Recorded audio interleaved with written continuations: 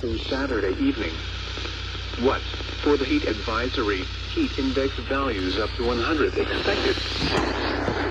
The heat watch, dangerously hot conditions with heat index values of 100 to 105 possible. Where? Portions of northern and northwest New Jersey and east central, northeast, and southeast Pennsylvania. Got an excessive heat watch and a heat advisory. From 10 a.m. Tuesday to 6 a.m. Wednesday.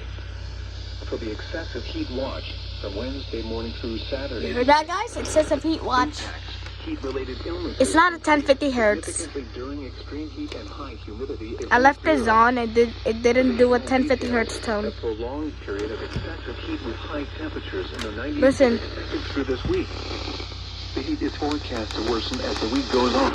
It's expected to worsen, it said. We might get an excessive heat warning. Imagine excessive heat warning gets toned. That would be insanely rare. Illnesses or on heat-sensitive infrastructure. Drink plenty of fluids. Stay in an air-conditioned room.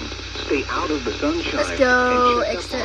My first ever excessive heat watch. Let's go, baby.